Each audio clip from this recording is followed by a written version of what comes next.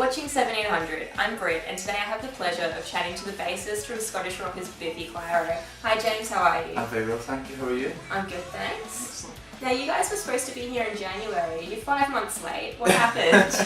I had to get a little medical procedure done on my finger. I had a little bit of a growth and I was scared it was going to affect my bass playing skills, and we had a really busy year ahead, so we thought that'd be the best thing to take care of it.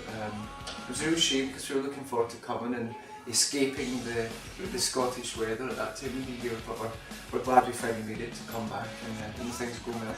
Yeah, I'm happy that you're here as well. It's great. Now you're here to promote your latest album, Only Revolutions. Now, this is actually your 5th album, but it was your 4th album, Puzzle, that was the real big success. So, did you have sort of like second album syndrome all over again with this release? I think there's always pressure every time you make a new record to improve on what you've done previously. I wouldn't say that Puzzle being more successful than the previous records really put us under that much more pressure than it would have otherwise. You know, the pressure comes from within. You know, I guess there was a little bit more people maybe watching the bands move, watching what we were doing, but you know, we've always just tried to make music that we believe in and we enjoy, so you know, like I said, the pressure's all comes from ourselves, and at that stage there's nobody else to impress but ourselves. And this album appears to have a few more lighter moments than some of your earlier records. Have you mellowed? I think we probably have mellowed with age. You know, I think we've still got a fire in our belly, that's for sure. Absolutely. But you know, I think certainly, you know, life is always changing. There's always something different around the corner, and it always affects how you know, what you want to say musically and what side and you know, the lyrics you write. So yeah, I think we've definitely mellowed it a little bit, and I think we're kind of, maybe it's fair to say, enjoying life a little bit more. Speaking of Simon's lyrics, now some of them are a bit crazy. Do you know what inspired Born on a Horse? I know the title came around because Simon just went through a little phase of being absolutely infatuated by horses. That would be where the title for Horses came from as well. Exactly.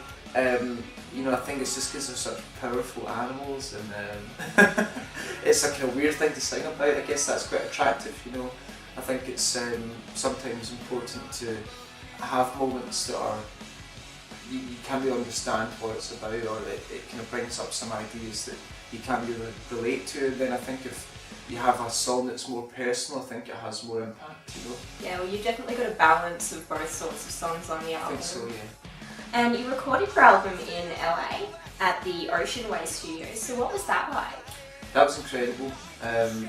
First and foremost, the studio's incredible. You know, the equipment they have is just second to none.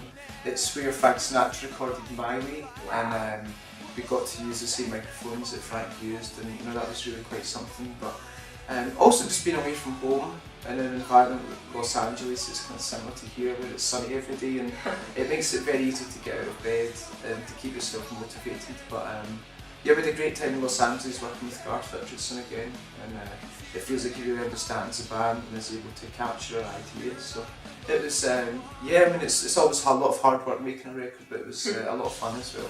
That's great. And you worked with Josh Homme on Bubbles. What was he like?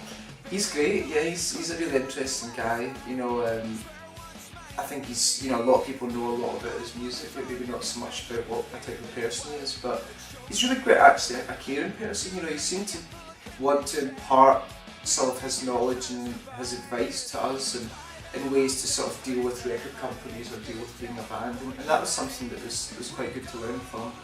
And his guitar playing skills can speak for themselves, you know. And absolutely. I think he really added a lot to the song and kind of took it to another level. Were you a bit nervous working with him when you first met him? You know, it's funny, we're kind of become friends. We've toured with him a couple of times, but there's something about, I think it's just his sheer size and his confidence. He has quite an intimidating character, but you know, he was there working on our record, I guess, and doing what we were asking him to do. So he was very, you know, he did everything he could. You know, he was like sent his kids to bed early and came down. He was quite a sweetheart. So it was a real pleasure for us to have him on the record. Wonderful. Now, the name Biffy Clyro, you've got a few stories floating around as to where it came from. Would you like to share a story with us today? true or just interesting? There was a Finnish lumberjack who wanted to make some amazing cheese that nobody ever tasted before, and you don't really have cheese in Finland, so he just had to use this other kind of natural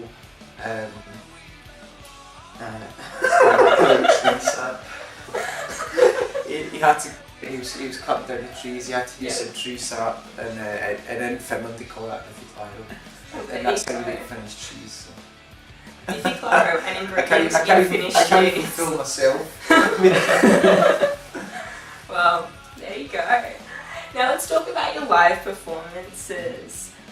Firstly, I wanted to ask, at your live shows, the crowd yell "Mon the Biffy." Is that a really Scottish thing? Like, where does that come from? I think it's a Scottish thing. I think it is a bit of a throwback to when teams or when fans support their football team, and it's that kind of thing. I guess it's a bit jokey, but for some reason it just kind of caught on, and it's followed us all around the world. You know, we go to Japan, people shout at us, and in the States and even Australia.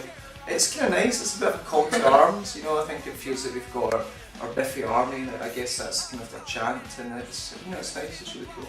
Cool.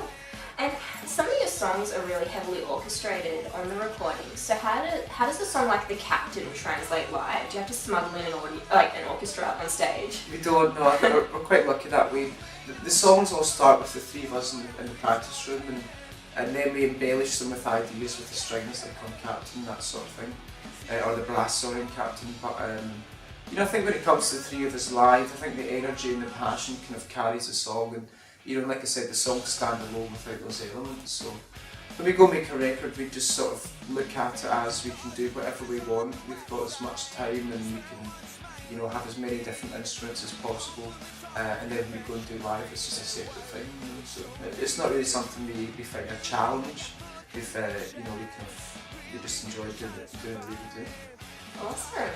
Well, your legendary live shows are certainly why you've been announced to play at so many festivals this summer. You've just been announced for Roskilde.